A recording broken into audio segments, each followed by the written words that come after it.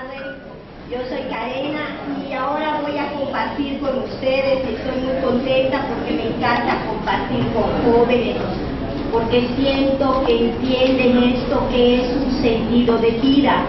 Este proyecto que les voy a presentar a ustedes es realmente el sentido de mi vida. Yo tengo 50 años y le doy gracias a la vida de ser psicóloga y de haberme dado la oportunidad de madurar lo que es Escúchame, Mírame, Créeme.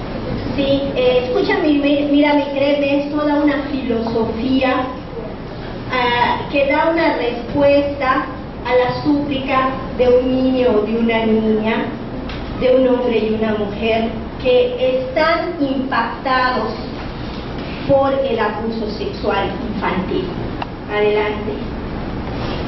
Entonces, en la clínica privada, pues ya saquen cuentas ustedes, no tengo 50, cuántos años ya llevo de clínica privada. En la clínica privada, yo empecé a ver a mis pacientes sobrevivientes del abuso sexual, a los adultos que llegaron al consultorio no por el abuso sexual. Generalmente llegaban por una insatisfacción en la vida, por meterse en problemas, por drogadicción, prostitución, un montón de problemas, pero no se mencionaba el abuso. Luego iba surgiendo que habían sido abusados. Estoy hablando de hace 20 años. Posteriormente a eso, yo trabajando con Álvaro King en la universidad de lo que es capacitación, propongo un proyecto innovador que tenía que ver con el papel de la mujer madre trabajadora, y que una de las preocupaciones de las madres es precisamente dejar a los niños, ¿no? Y cómo los van a dejar. Y entonces empezamos a plantear esa cuestión de protegerlos del abuso, ¿no? Y hace cerca de 10 años, porque además este proyecto, esta serie de proyectos, Escúchame, Mírame, Créeme, son hijos del Colegio de Psicólogos. O sea, se dio una oportunidad cuando un presidente convocó a todos nosotros los psicólogos que estábamos en esa época en el colegio y dijo: se va a apoyar un proyecto, presenten proyectos. Y el único que, bueno, se presentaron dos, los dos eran míos. Como lo apoyaba Seguridad Pública, pues tenía que ver el proyecto con algo que tuviera que ver con seguridad. Entonces el otro proyecto no pasó, que era un proyecto también formidable que tenía que ver con cuestiones de género, con cuestiones de apoyo a la mujer. Entonces es como surge el primer proyecto. Pueden ser X números de proyectos. Escúchame, Mírame, Créeme siempre está alrededor de la prevención y la atención al abuso sexual, lo que además es un poquito no hay que ser tan categóricos muchas veces, porque muchas veces la persona que es abusada es abusada N número de veces, y entonces se puede prevenir, incluso se previene atendiendo a víctimas, es otra manera de prevenir. Entonces surge el primer proyecto donde nosotros capacitamos a cerca de 1000 adultos, entre padres de familia, personal de educación y personal de salud, sobre lo que era el abuso sexual infantil, cómo prevenirlo. Y fue un trabajo muy, muy bonito. Trabajamos con enfermeras, con médicos, con maestros, y sacamos estadísticas del abuso sexual en la ciudad de Mérida en cuanto a la prevalencia, ¿no? Que tanto la gente que había tomado los talleres había sufrido el abuso sexual, y encontramos una prevalencia del 26%, una estadística muy similar a la encontrada en la Ciudad de México, encontrar en algunas ciudades de Estados Unidos. Y entonces empezamos a sacar datos de la ciudad de Mérida.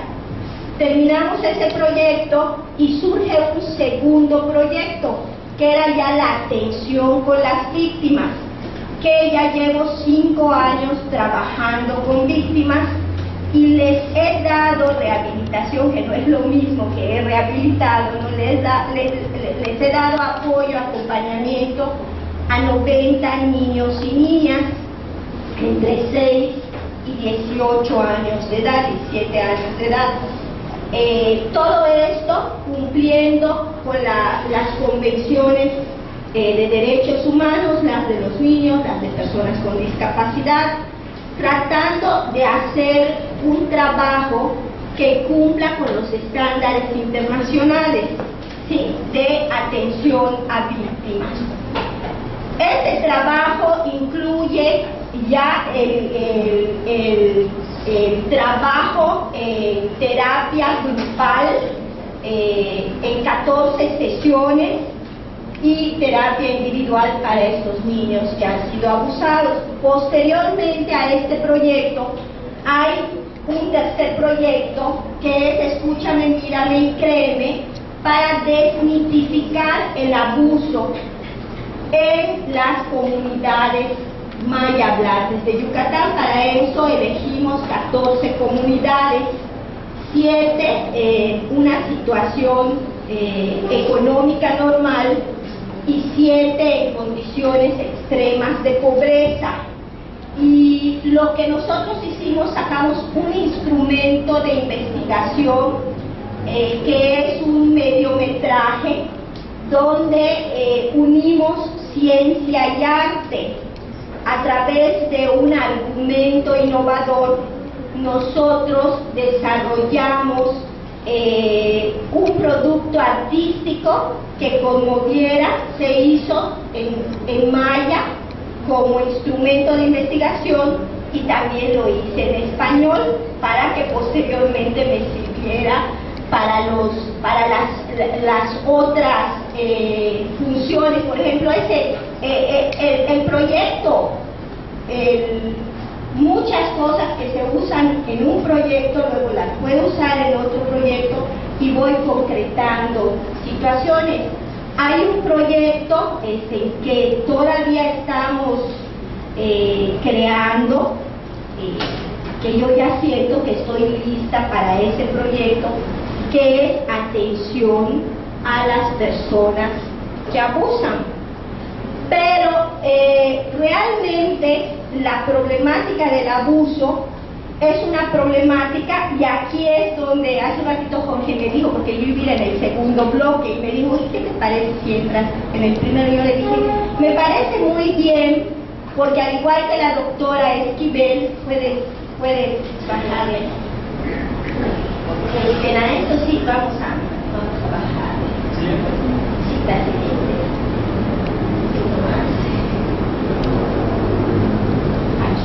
Aquí. También utilizo el modelo teórico de Brenner, el ecológico que mencionó la doctora Landi. ¿Por qué? Porque el problema del abuso sexual es un problema en varios niveles. Si yo lo que quiero, por ejemplo, es rehabilitar a un niño o a una niña que haya sido víctima de abuso, lo que va a suceder con esa niña o ese niño, vamos a suponer que ese niño es víctima de abuso del tipo de incesto y es descubierto en la escuela primaria y es denunciado por la maestra.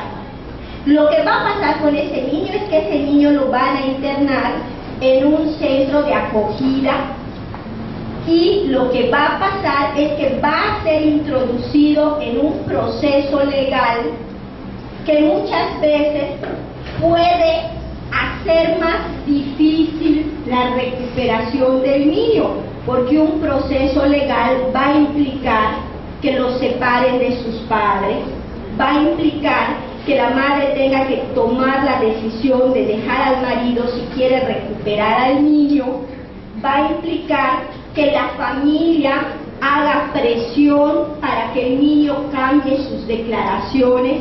Y entonces, ese marco teórico nos dice que el abordaje del problema del abuso sexual se tiene que abordar desde la familia. ¿Cómo reacciona la madre? O sea, ¿la madre realmente escucha, mira y cree a su hijo? ¿O la madre descalifica al niño diciéndole que es un mentiroso? ¿Cómo va a reaccionar la maestra, el maestro?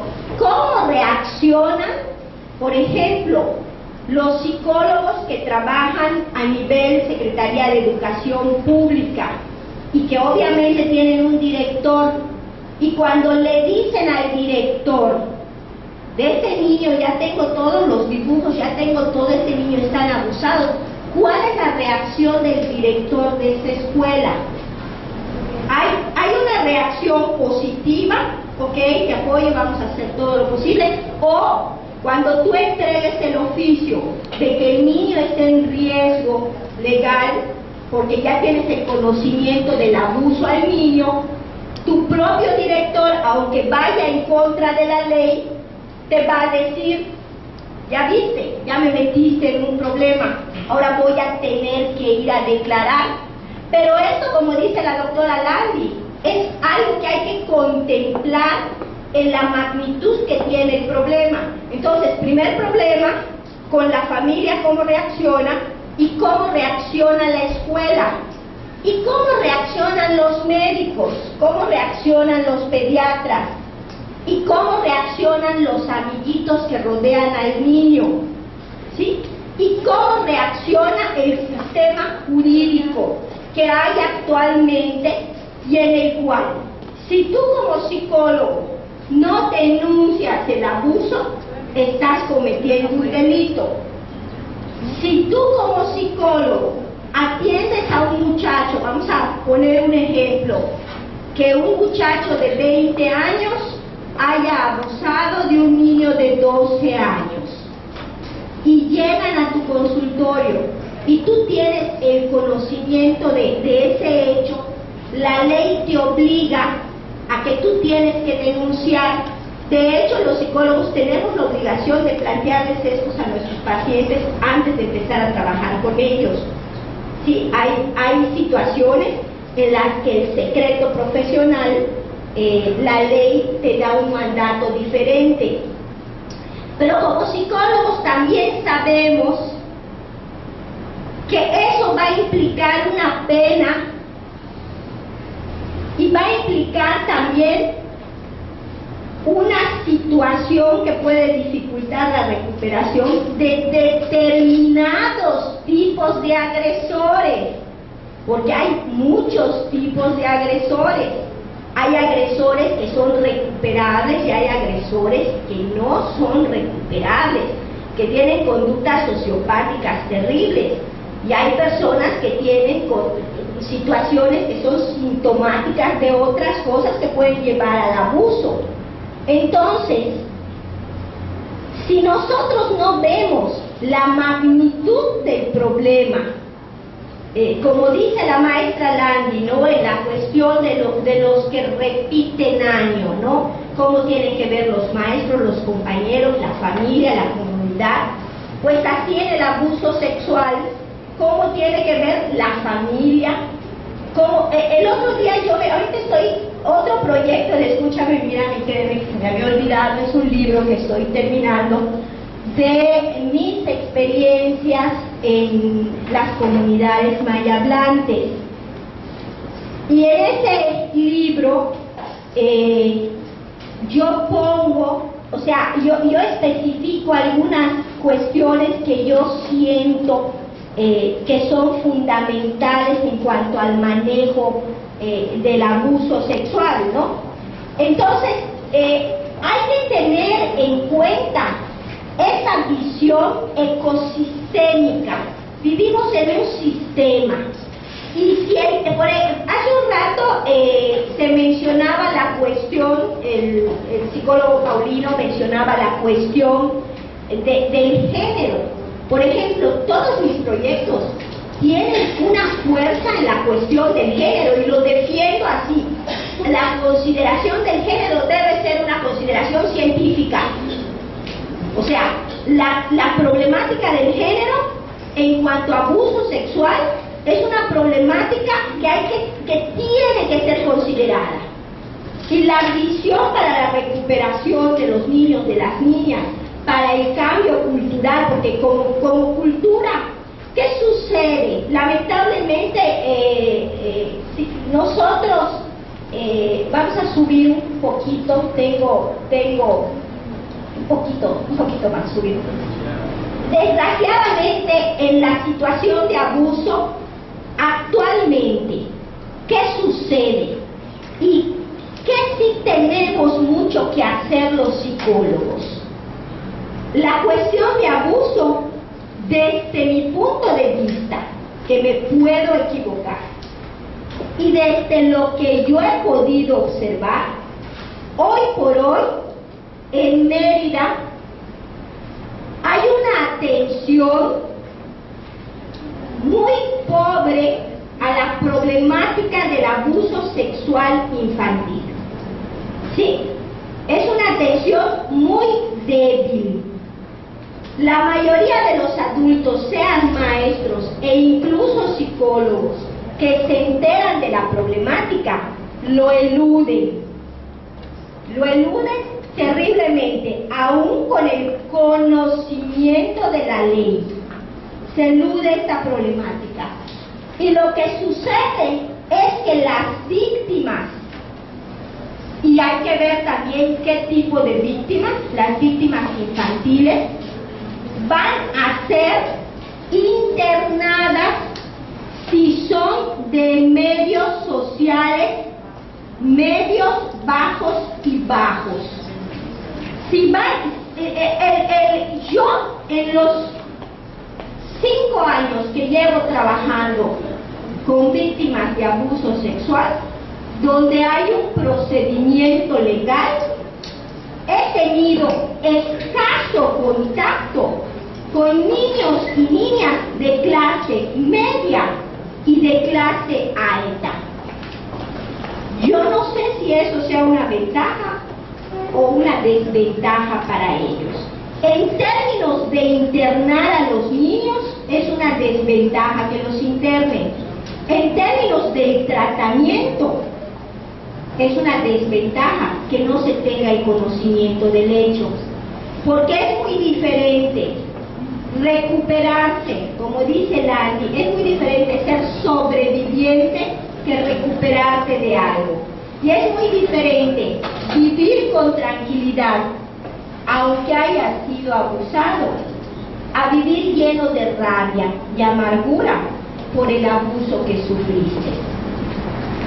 En 2 minutos, un minuto. Entonces, ya para terminar mi mensaje, la problemática del abuso es una problemática que hoy por hoy en Mérida es un problema de género, ¿sí? Es un problema de clase social y es un problema en el que al niño y niña abusados se les etnitiza. Hay procesos etnizantes en los cuales los niños se les maneja como ciudadanos inferiores. Y eso es muy lamentable. Realmente la psicología ya tiene muchísimos años en nuestro estado. Nos falta ponernos de acuerdo, nos falta trabajar, nos falta tener el orgullo profesional, nos falta unirnos, nos falta solidaridad. ¿Sí? Y la verdad, este espacio yo lo aprovecho para decir, los investigadores sociales tenemos una responsabilidad con la gente, con las personas a quienes investigamos. Y todo lo que se deje de hacer en materia de infancia, no importa que Yucatán tenga una geografía plana. La violencia nos lo va a cobrar. Muchas gracias.